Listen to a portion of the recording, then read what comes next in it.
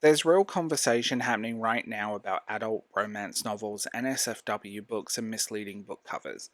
And I keep seeing this pop up on blogs, Reddit, on Twitter, and in publishing circles. Why do so many explicit adult novels now look like young adult fantasy or Tumblr era illustrated cover romance novels? And more importantly, is this creating a genuine problem? Because I think we've reached a point where hardcore adult romance can look like cozy rom com, while fantasy sometimes looks more surreal and sensual than adult fiction, and parents are accidentally buying books for their kids based purely on the covers. I'm going to clarify this is not a moral panic video. I'm not prudish about that stuff in books, but I am concerned about children stumbling into explicit material because the packaging doesn't reflect the content. And I think the publishing industry needs to have a serious conversation about it. So let's talk about what changed. I'm Darth James and welcome to this episode. If you want to support this channel, you can leave a comment, get involved in the conversation. Become a member on this channel, join my Patreon, Substack, or just subscribe, do whatever you want. Buy me a coffee on Ko-fi. But I think we need to have this conversation because there seems to be this blurring and genre bending situation that I find strange, and other people are talking about it as well. There was a time, not even that long ago, where you could spot an adult romance novel from across the shop. You know the cover. Shirtless masculine man. Muscles glistening. Wind machine on maximum setting. Possibly a pirate, possibly a cowboy, possibly both. If you look back at those, it was unsubtle, it was dramatic, and it was honest. If you picked that up, you knew exactly what you were getting. Even culturally, we joke about it. The Marge Simpson fantasy sequence, you know the one that parodied a very specific, recognizable genre cover. These covers weren't subtle, but they also weren't confusing. Now you get pastel illustrated covers, minimalist typography, cute cartoon art, whimsical flowers, soft fantasy fonts, and the same book might contain extremely adult content. And the shift hasn't happened by accident. So, what's the biggest reason this changed? Having talked to a few people within publishing, it came down to this: marketing. Publishing realized something very simple. Illustrated covers sell better on social media. They look good on Instagram, they look good on BookTok, they look aesthetic on bookshelves with fairy lights. The modern romance boom, especially post the boom of BookTok, leans heavily into cartoon-style couples, very flat digital-looking illustrations, bright color blocking, very cozy visual language. It's intentionally designed to signal fun, contemporary, and accessible. But here's the disconnect. The visual language was already heavily associated with young adult fiction, lots of contemporary YA romance, and just general romance novels. Tumblr era fandom art. So now you have 18 plus novels packaged in the same design language that many people still subconsciously associate with teen books, and that's where the confusion starts. Here's where it gets more complicated. Some YA novels coming out now, actual YA, have covers that look more sensual than adult romance. Dramatic poses, intense gazes, hands in places, flowing dresses, bare chests, men looking menacing and cute. Meanwhile, the adult book next to it looks like a Pixar movie poster.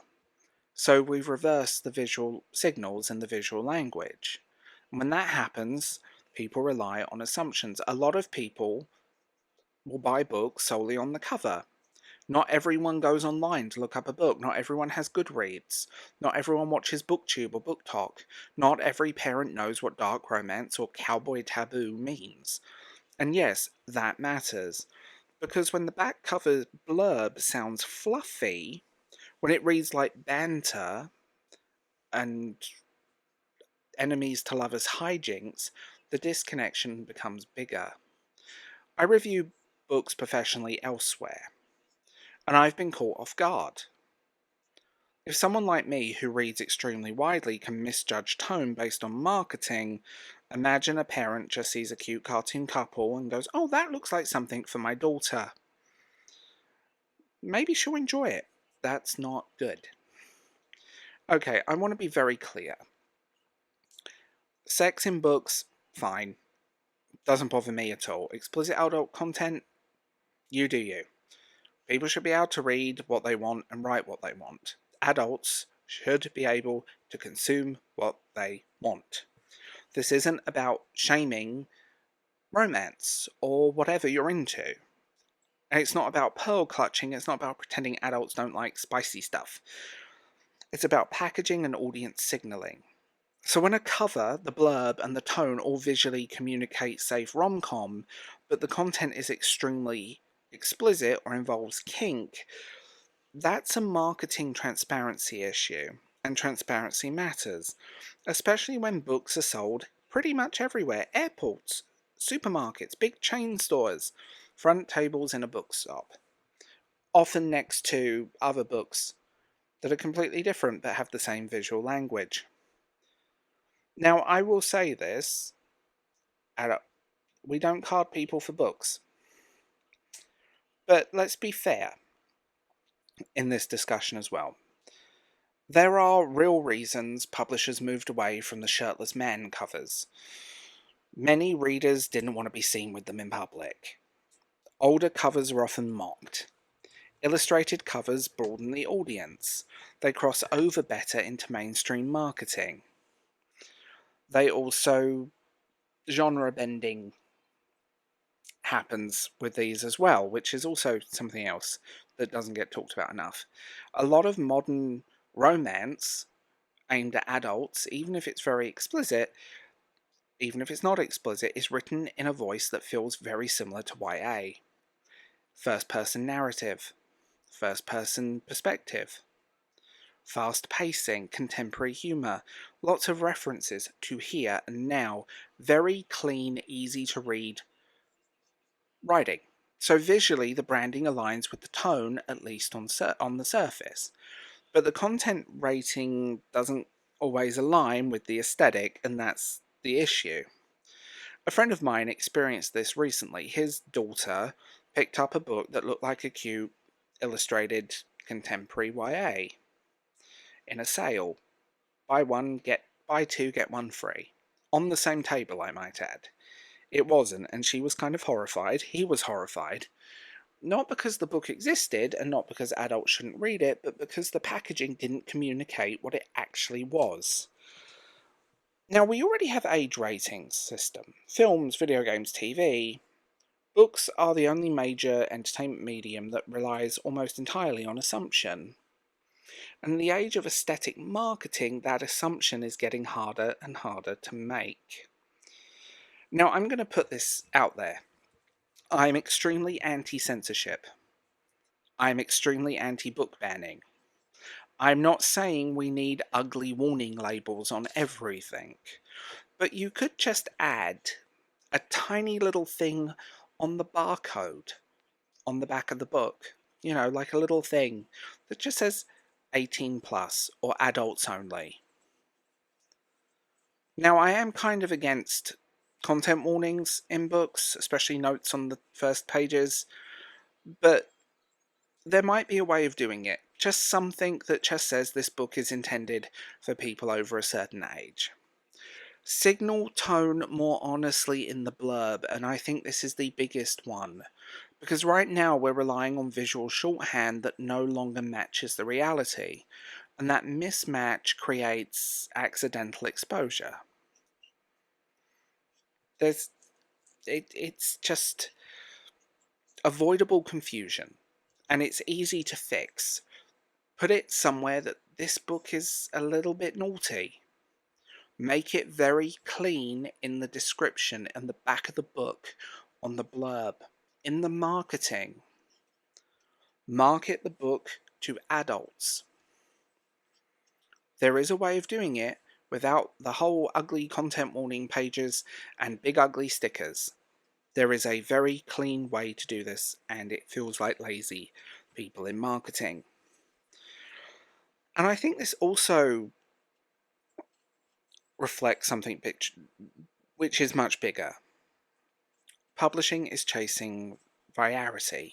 They want things to go viral. Covers are designed for thumbnails, not bookstores. They're made to be shared, not necessarily understood. And when aesthetic cohesion becomes more important than genre clarity, you blur lines that used to be very clear, which might be good for sales, but it's complicated in general people and everyday people, just buying a book in Tesco's in a sale. Now, I'm going to say this, I don't want to return to like the Wind Machine epic shirtless men cover Fabio, although part of me does, because I think they were kind of fun and self-aware, which seems to be lacking in modern marketing. But at least it was honest. What I think we need is clarity. Because when a YA fantasy novel looks more adult than a hardcore romance, and a hardcore romance looks like a Pixar date night advert, something has gone sideways in the visual language of publishing.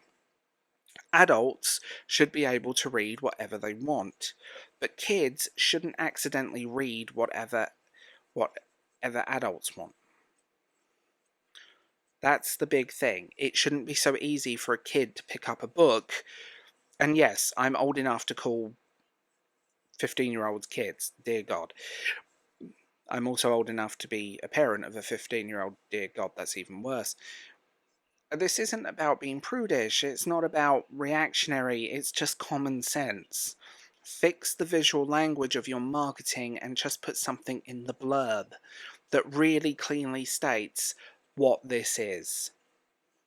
And if the industry doesn't want another moral panic circle, because that will happen, because it seems to be brewing underneath it all, it might be worth asking whether aesthetic trends are worth the confusion they create.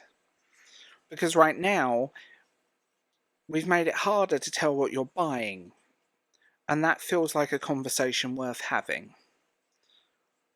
So yeah, join me for the next one.